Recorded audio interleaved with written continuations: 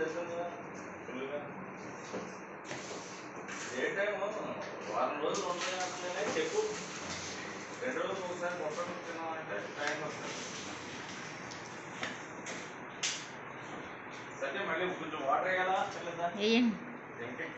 పంచలాలి.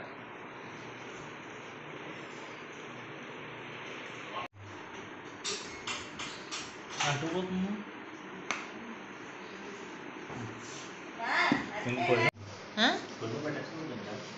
అర్థం కాలే. పెట్టక్కర్లే, ఇంకా పెట్టక్కర్లే. ఇడ్లీ పాత్రలలో వేయాలి. వాటర్ పోయి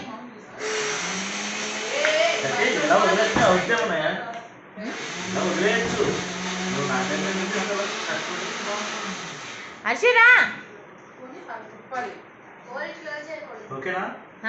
ఇప్పుడు ఇడ్లీ పాత్రలు తెచ్చుకొని కుడుములాగా వేయండి దాంట్లో.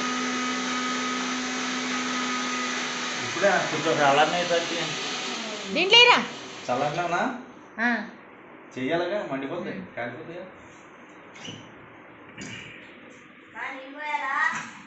పోయి పోయి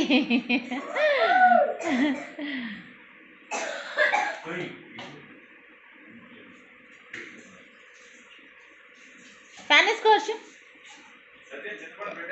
ఏమండి ఫ్యాన్ వేయండి ఇక్కడ.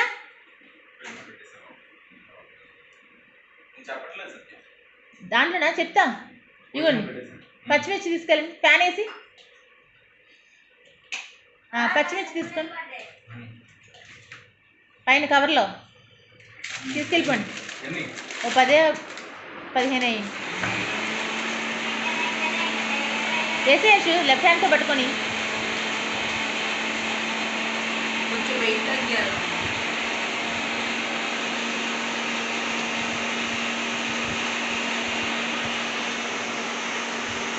చట్నీ అయిపోయిందా సాయి?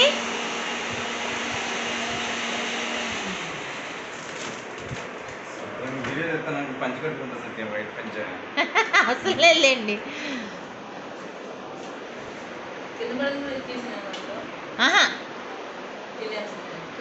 అయిపోయిందా? దాంట్లో పెట్టి ఓ బౌల్లో తీసి.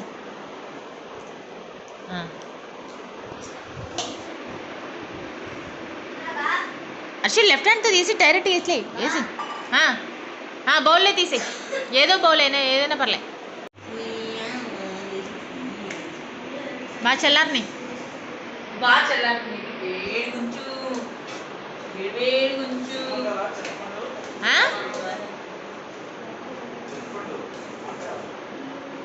మూత పెట్టండి. ఏదన్నా పొంగిపోద్ది, అది చేతి మీదకి వచ్చేస్తుంది. మూత ఏదైనా పెట్టండి.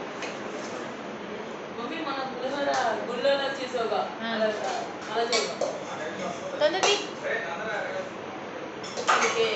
డాడీ ఇంకా ఎల్లో రాలేదు. ఏంటిది అదే చెప్పా మమ్మీ ఎక్కువ. కొంచెం పసుపు అండ్ కొంచెం పసుపు తీసుకురండి.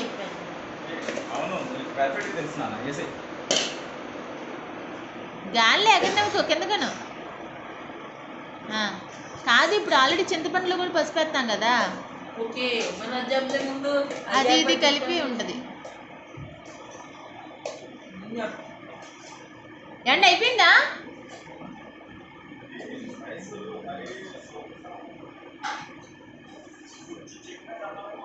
కొంచెం మీరు చిన్న వంట మీరు చేసేది జస్ట్ 1 గ్లాసే.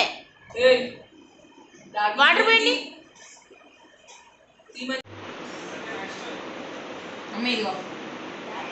చాలే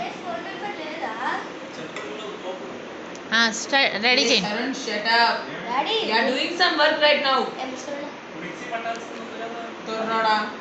చేస్తా. చెయ్యి.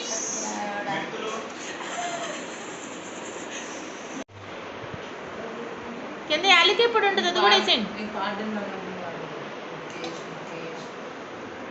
థ్యాంక్ యూ సాయి, ఇడ్లీ తెచ్చాడు. నువ్వు కూడా తినమ్మా.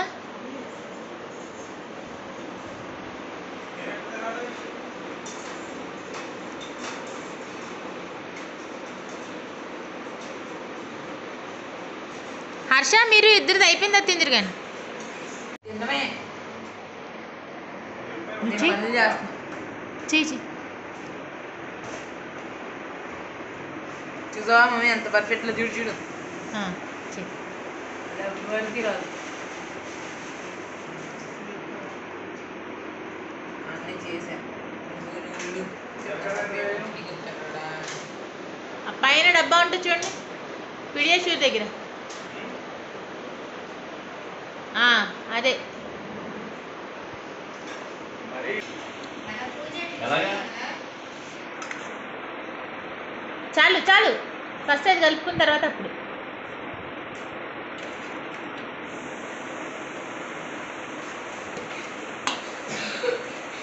ఇంకో ఉండ ఒకటి కాదు మమ్మీ ఎలా అయినా చేసి ఒక ఉండగాలి ఎక్స్ట్రా అవుతుంది. రేపు 10 అయిపోయింది సత్య. చేయరా ఉండలు ఇంకా 11 గంటలకు ముహూర్తం 11 లోపు 5:30 నుంచి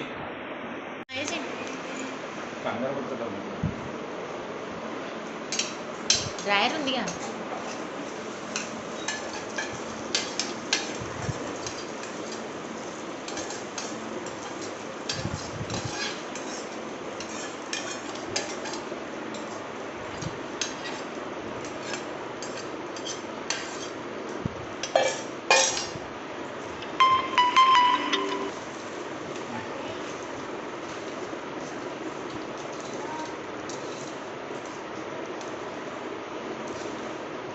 హర్ష ఇది పెట్టి స్టవ్ మీద పెట్టి మూత పెట్టి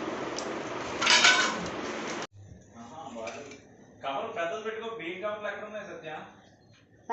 కింద రైట్ సైడ్ సరిపోదు ఇంకా ఉన్నాయి కదా. లెఫ్ట్ సైడ్ కింద కింద అటు సైడ్ అక్కడేనా? కిచెన్లో గ్రైండర్ పక్కన అయిపోయినాయి కొబ్బరికాయలు కూడా ఇచ్చింది ఇవన్నీ దాని మీద పెట్టాలా ఇక్కడ అవును కబుర్లు తెచ్చా కానీ ఒక్కళ్ళు చాలా వాక్స్ వాటికి కూడా రాయాలా అన్నిటికీ దేవుడి దగ్గర పెట్టి అన్నిటికీ రాయాలి. ఫస్ట్ వర్షం అసలు ఆగేదే. బుక్స్ వేసి హర్ష బుక్స్ తెచ్చుకో బుక్స్ కూడా రాసుకోండి నావి నీవి ఇద్దరికి ఇద్దరు వాటి క్లాస్ వర్క్స్ ఏది Class works. ఏదైతే అది చాలు క్లాస్ వర్క్స్ చాలుగా అదే తీసుకురా. ఇదేనా? చూడండి ఓపెన్ చేయండి వైట్గా ఉంటుంది లేకపోతే ఇంకోటి ఉంటుంది అదే ఇగోనా ముగ్గు ముగ్గు నువ్వు కూడా పెట్టుకో సాయి ఎలాగే తిన్న గీతే కదా. 4 వైపులో 4 గీతలు గీయండి తమ్ము గివ్ వెయిటింగ్ అంతేనా? నువ్వు వెయిటింగ్ చేస్తే 2 కర్రలు గీయండి కాస్త వెయిటింగ్ చే పక్కకి ఇలా అన్నావా?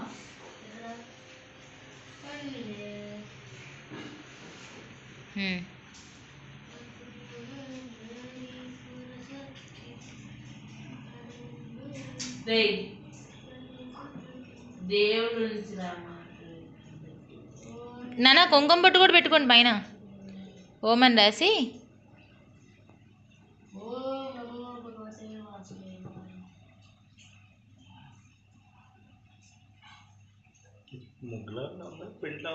పిండేది కుంకుమ పెట్టుకోరా ఏండి ఆ కుంకుమ అటు ఇవ్వండి వాళ్ళకి అదిగో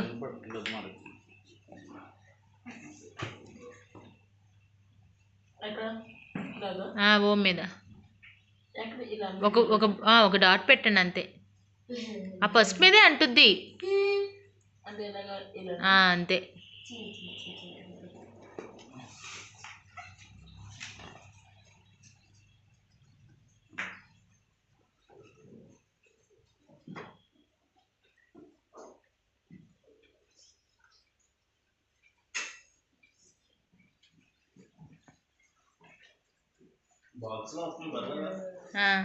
పర్వాలేదు కుడుములు పెట్టలేదేంటి ఇక్కడ వేసి కట్టేసిరండి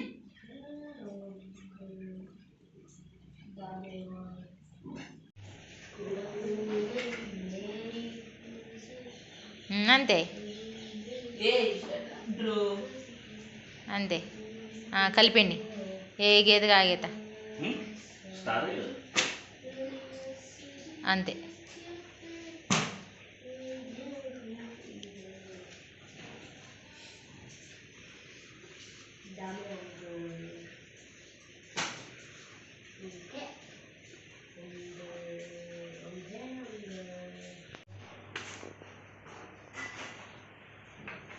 ఉప్పు వేయాలా ఇందులోకి తాలింపు వేయాలా అసలే డైరెక్ట్ చేసేవేనా వీళ్ళిద్దరికి ముద్దపప్పు మామూలుగానే ఇష్టమే. నాకు ఎలా ఉన్నా పర్వాలే మమ్మీ, నేను తినేస్తా. తమ్ముళ్ళు అంటూనే ఏదో ఒకటి చేయాలి. వాడైనా తింటాడు.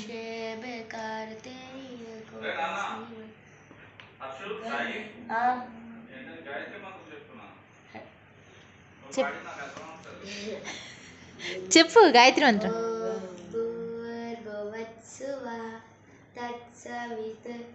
వరేణ్యం భర్గో దేవస్య ధీమహి ధియో యో నః ప్రచోదయాత్.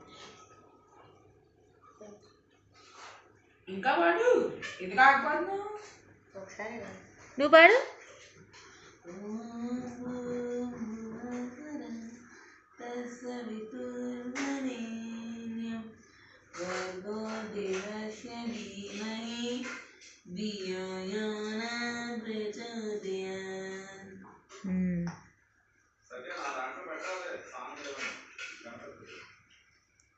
ఇలానా ముందుందా ముందు నుంచి ఇక్కడ ఒక్కసారి వేర్లోకి జాతర చూసుకుంటూ చెయ్యి.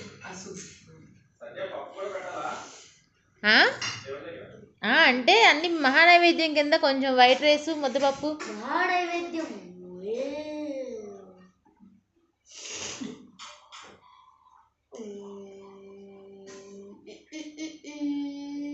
ఒక సింగిల్ దారం సింగిల్ అది సర్లే వెయిట్లెస్ ఉంటుంది. తొందరగా కట్టండి, టైం అవుతుంది 10:30 అంట.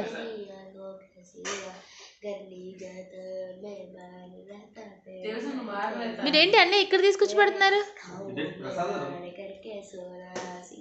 ఇక్కడే కడుతున్నారా? నేను అక్కడేమో అనుకుంటున్నా. మరి అక్కడ ముందు దీపారాధన చేసేయండి.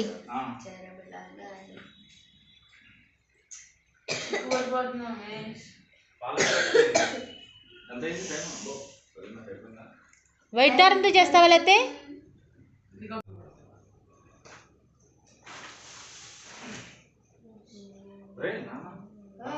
అలా రాయి చాలు.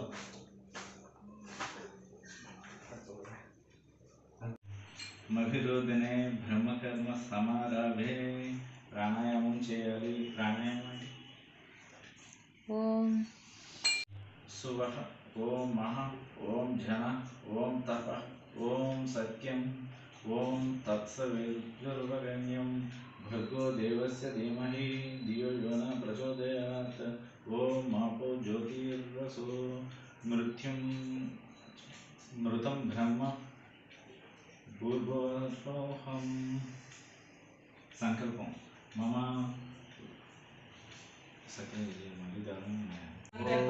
పసుపు సమర్పయామి, కుంకుమం సమర్పయామి, అక్షింతాం సమర్పయామి, వస్త్రరూపిణం అక్షింతాం సమర్పయామి. ఈశ్వర పరమేశ్వర గోవింద. ఓం శ్రీ గణపతి నమః. 108 ఉంటాయి. ఒకసారి కలిసి పూజ రాలేదు. సంకల్పం ఉందని కలిసం పెట్టుకుని ఇదే అనేవేనా? కలిసం లేదు ఇందులో. శ్రీ పరమేశ్వర ప్రీత్యర్థం శుభే శోభన ముహూర్తే శ్రీ మహావిష్ణు రాజ్యాయ ప్రవర్తమానస్య అద్య బ్రహ్మణ ద్వితీయ పరార్ధే శ్వేతవర్కల్పే వైవస్వత మన్వంతరే కలియుగే ప్రథమపాదే జంబుద్వీపే భరతవర్షే భరతఖండే మేరోదక్షిణ దిగ్భాగే శ్రీశైలస్య వాయస్. హర్షు నువ్వు చదివే ప్రయత్నం చెయ్యి. నువ్వు కూడా అక్షరం తీసుకుంటా. నువ్వు చదువుతావా సాయి? ఇటు కూర్చో అయితే. ఇద్దరు పక్క పక్కన కూర్చోండి. తెలుగేనా సంస్కృతం బాగానే ఉంటుందా? కూర్చో.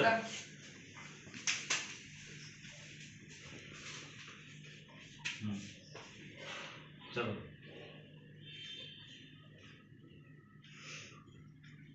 వినాయక వ్రత కథ ప్రారంభం. సూత మహాముని సూత మహాముని సౌనకాది మునులకు విఘ్నేశ్వర మీ చదవండి లేతే. విఘ్నేశ్వరోత్పత్తి చంద్ర దర్శన దోష కారణములను తన్ని వారణము చెప్పు ప్రత్యక్షమై వరం కోరుకోమన్నాడు. అంత గజాసురుడు పరమేశ్వరుని స్తుతించి, స్వామి నీవు ఎల్లప్పుడూ నా ఉదరమందు నివాసం ఉండేలాగా కోరికను కోరుకున్నాడు. అంటే ఉదరంలో పొట్టలో ఉండేలాగా కోరుకున్నాడు. భక్త సులభుడు శ్రీ మహేశ్వరుడు అతని కోరిక తీర్చి గజాసుర గర్భస్థుండగుటం తెలిసి పార్వతి తప్పించుకొని మార్గము గనుక పరితపించుచు విష్ణుమూర్తిని ప్రార్థించి తన పతి వృత్తాంతమును తెలిపి, మహానుభావ బ్రహ్మాసురుని బారి నుండి నా పత్నిని రక్షించి గజాసుర ఉదరభాగంలో శివుని కనుగొన్న బ్రహ్మ విష్ణువులు గంగిరెద్దుల వాని వేషంలో గజాసురుని వద్దకు వెళ్ళి ఆటపాటలతో మెప్పించగా ఆ గజాసురుడు సంతోషించి ఏ వరం కావాలో కోరుకోమన్నాడు. అందుకు ఆ గంగిరెద్దుల వేషంలో ఉన్న బ్రహ్మ విష్ణువులు, గజాసుర, పరమశివుడు లేని ముల్లోకాలు అల్లాడిపోతున్నాయి, పరమేశ్వరుడు లేని ముల్లోకాలు అల్లాడిపోతున్నాయి, నీవు నీ కుక్షియందు నిక్షింపచేసుకున్న శివుని తమకిమ్మని కోరుకున్నారు. మాట మార్చకుండా గజాసురుడు సరే అన్నాడు. నంది తన కొమ్ములతో గజాసురుని పొట్ట చీల్చి శివుణ్ణి పరిగ్రహించాడు.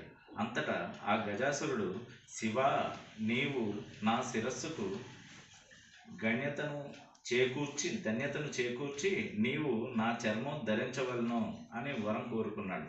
సరే అన్నాడు సర్వేశ్వరుడు. బ్రహ్మ, విష్ణు, శివ, ఇంద్రాదులు దేవలోకానికి బయలుదేరి వెళ్ళారు. అంటే ఏమైంది? పూర్వకాలంలో గజాసురుడు అనే రాక్షసుడు శివుణ్ణి మెప్పించి, అంటే తపస్సు చేసి మెప్పించి తన కడుపులోనే ఉండేలాగా వరం కోరుకున్నాడు, తనతో పాటు ఉండిపోయేలాగా. అప్పుడు ఏమైంది? శివుడు లేక ముల్లోకాలు తల్లడిల్లుతున్నాయట. ముల్లోకాలు అంటే దేవలోకం,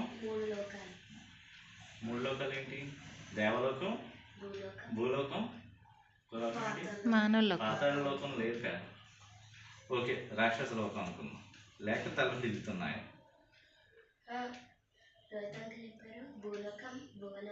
పాతాళ లోకం, ఓకే, తర్వాత డిస్కస్ చేద్దాం దీని గురించి.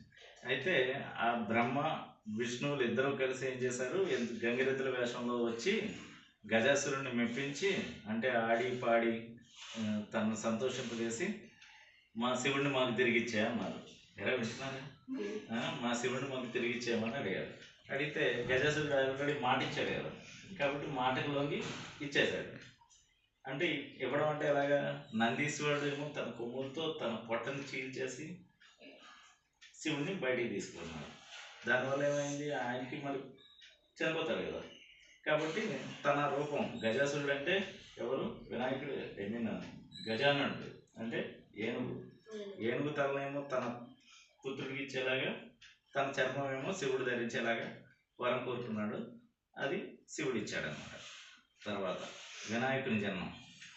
పరమేశ్వరుడు వస్తున్నాడని వార్త కైలాసంలో పార్వతికి తెలిసి అభ్యంగన స్నానం చేసి పతికి స్వాగతం పలకాలని అభ్యంగన స్థానానికి తయారైంది.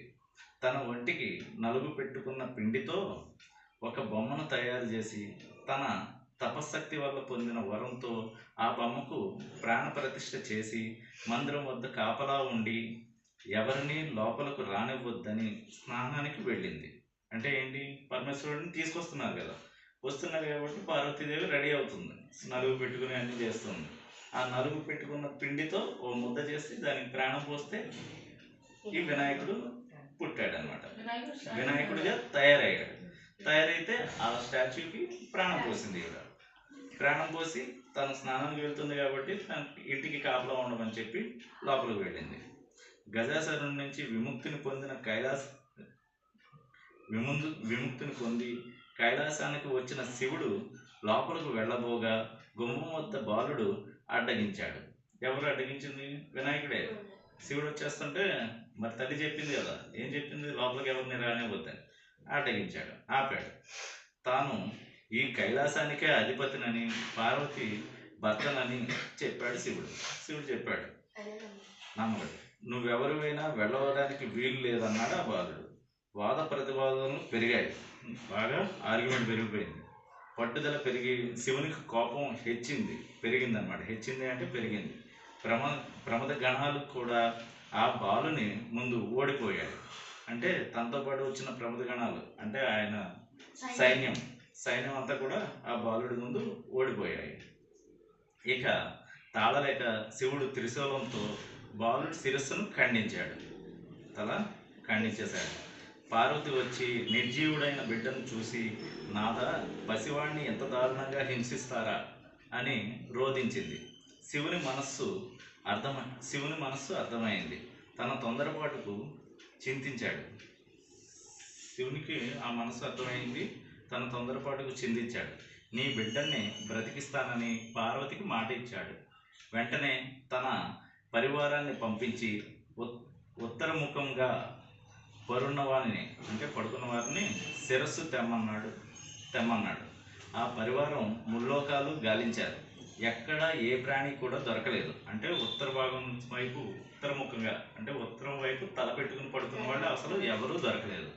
వెదకగా గజాసురుడు ఉత్తర దిక్కుగా పడుకుని మరణ స్థితిలో ఉన్నాడు. అంటే ఆ గజాసురుడు ఇంకా చనిపోలేదు అనమాట. ఉత్తర దిక్కుగా పడుకుని అంటే చావుకు దగ్గరగా ఉన్నాడు అన్నమాట ఆయన. అట్లా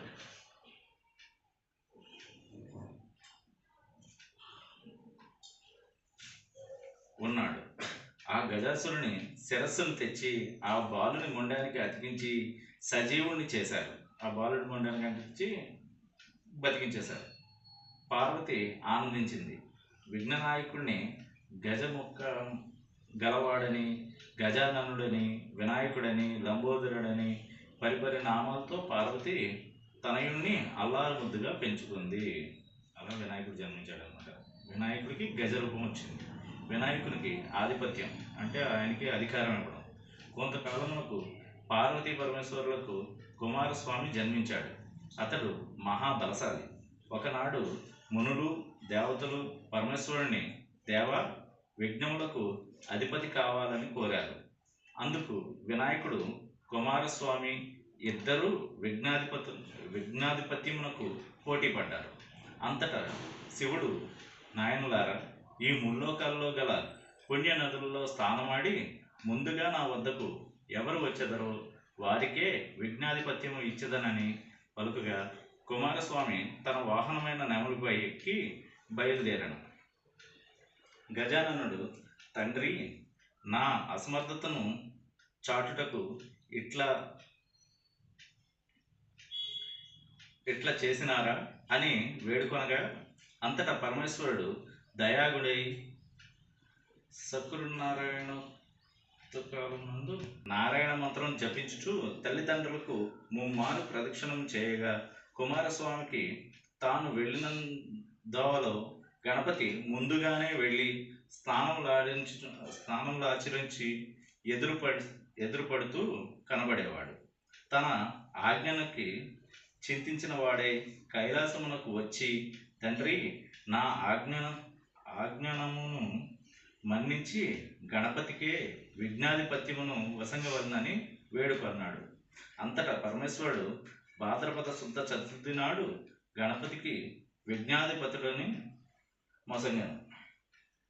ఆనాడు సర్వ దేశస్థులు విఘ్నేశ్వరుణ్ణి తమ శక్తి కొలది కొడుములు, ఉండ్రాళ్ళు, టెంకాయలు, పళ్ళు మొదలగు భక్ష భోజనములతో యథాశక్తి పూజలు ఆచరించి విఘ్నేశ్వరుడు సంతుష్టుడై తాను భుజించి మిగిలినవి తన వాహనమైన మూషికమునకు ఇచ్చి మిగిలినవి చేత పట్టుకుని భుక్తాయాసంతో కైలాసమునకు వచ్చి మాతా పితృలకు పాదాభివందనం చేయ సంకల్పించగా ఉదరము సహకరించక నానా అవస్థలు పడుచుండగా శివుని శిరస్సు యందున్న చంద్రుడు చూచి పకపక నవ్వాడు. ఏం జరిగింది అర్థమవుతుందా? గణపతికి పూజలు జరిగాయి, శుభ్రంగా ప్రసాదాలన్నీ తినేశాడు. తినేసి తల్లిదండ్రుల దగ్గరికి వచ్చి తల్లిదండ్రుల పాదాలకి నమస్కరిద్దామని ట్రై చేశాడు. కానీ పొట్ట బాగా పెరిగిపోవడం వల్ల వంగలేకపోవడం చూసి శివుడి పైన ఉన్న చంద్రుడు నవ్వాడు. చంద్రుడు నవ్వాడు అనమాట. నవ్వితే అంతటా గణపతికి కోపం వచ్చి తన దంతపు కూరను విరిచి చంద్రుని మీదకు విసిరాడు. ఆ దెబ్బకు ఏర్పడిన మచ్చ చంద్రునిలో ఈనాటికి ఉన్నది. ఆవేశంలో ఊగులాడుతున్న వినాయకుడిని పొట్ట చిట్లిపోయింది. పొట్టలు పగిలిపోయింది. పొట్ట మరి ఆవేశంతో బాగా తినేసి ఉన్నాడు. బాగా కోపం వచ్చేటప్పటికి పొట్ట పగిలిపోయింది. అప్పుడు పాముతో బొజ్జను కట్టారన్నమాట. పాముతో కట్టారు. అందుకే వినాయకుడికి పొట్ట దగ్గర పాము ఉంటుంది. కుమారుడి పరిస్థితికి పార్వతి ఉగ్రురాలై చంద్రుడిని చూచి, ఓరి చంద్ర, నీ కంటికి నా కుమారుడు అంత చులకనగా కనబడ్డాడా? అందగాడు అనుకుంటున్నావా? నిన్ను చూసిన వారికి నేలాపనిందలు కలుగుతాయి అని శపించింది. చూసిన వాళ్ళకి ఎప్పుడైనా సరే చూసిన వాళ్ళకి నేలాపనిందలు కలుగుతాయి అంటే వాడు చేయని తప్పు కూడా వాడి మీద పడేలాగా శపించింది. జగన్మాత శాపానికి చంద్రుడు గడగడలాడిపోయాడు. జగదీశ్వరి పాదాల మీద పడి ఉపశమనం చెప్పమన్నాడు. శాపం ఉపసంహరించుటకు ఇట్లా అన్నది కాత్యాయని. దేవతలంతా కలవరపడి, తల్లి చంద్రుని క్షమించు, చంద్రుని చూడకుండా ఉండడం ఎవరికీ సాధ్యం కాదు. ఎవరికి ముఖం చూపలేక, ఎవరు తన ముఖం చూడక చంద్రుడు ఎక్కడైనా దాక్కుంటే దివిరాత్రులు ఎలా జరుగుతాయి? జనులు ఎలా జీవిస్తారు? తల్లి చంద్రుడి కోసం కాకపోయినా ముల్లోకాల కోసం సంరక్షించుటకై నీ శాపాన్ని ఉపసంహరించు అని దేవతలు ప్రార్థించారు. అప్పుడు దేవతలారా తల్లి చెప్తుందన్నమాట. దేవతలారా, మీ అభ్యర్థనను అర్థం చేసుకున్నాను. శాపం తప్పదు. శాప ప్రభావం పడకుండా తరుణోపాయం చెబుతాను. గుర్తు కలిగి మసలుకోండి. భాద్రపద శుద్ధ చవితి నాడు వినాయకుడిని పూజించి పూజాక్షంతలు శిరస్సును జల్లుకున్న వారికి ఎట్టి నేలాపనిందలు రావని వరమిచ్చింది. ఈ విషయాన్ని విస్మరించిన, అలక్ష్యం చేసిన ఎట్టి వారికైనా నేలాపనిందలు తప్పవు. ఈ విషయాన్ని గమనించకపోవడం వల్లనే శ్రీకృష్ణుడు ఋషివర్యులు అపనిందల పాలయ్యారు. అవి ఎలాగంటే, ఒకనొకప్పుడు సప్త మహారుషులు యజ్ఞాన్ని తలపెట్టారు. యజ్ఞకుండం చుట్టూ సప్త ఋషులు తమ భార్యలతో ప్రదక్షిణం చేస్తున్నారు. అలా ప్రదక్షిణం చేస్తున్న ఋషిపత్నులను చూసి అగ్నిదేవుడు వారి పట్ల మోహితుడయ్యాడు. అది అగ్నిదేవుని భార్య స్వహాదేవి గమనించి భర్త వ్యామోహాన్ని తీర్చడానికి అరుంధతి తప్ప తక్కిన ఋషిపత్నుల రూపం తానే ధరించి పతికి ప్రమోదాన్ని తీర్చింది. అగ్నిదేవునితో ఉన్నవారు తమ భార్యలే అని ఋషులు కోపగించి వారిని వదిలినారు. పార్వతి ఇచ్చిన శాపాన్ని మరచి ఋషిపత్నులు చంద్రుని చూడడం వల్ల వారికి అపనింద కలిగింది. దేవతలు ఋషిపత్నులు దుస్థితిని పరమేశ్వరునకు చెప్పగా శివుడు జరిగిన దాన్ని ఋషులకు వివరించి వారిని స్వస్థ చిత్తులను చేసి ఋషిపత్నులకు సంరక్షించాడు. సమంతక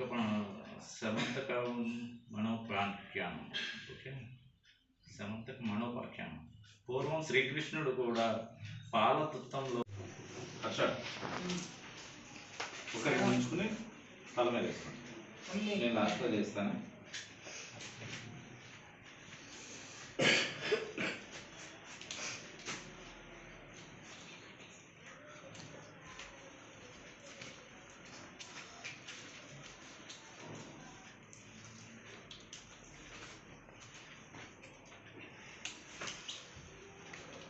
హర్ష ఆ వైట్ ప్లేట్స్ తీసుకో పెట్టి.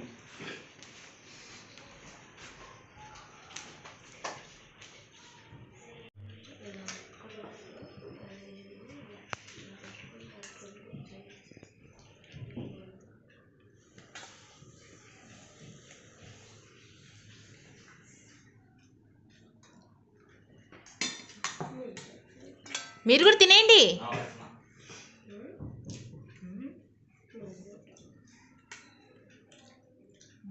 పులిహోర పెట్టే.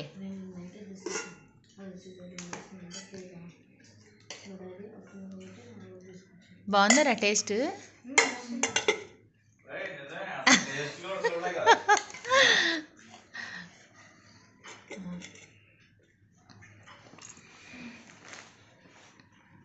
ఇప్పుడు నేను చూసి చెప్తా.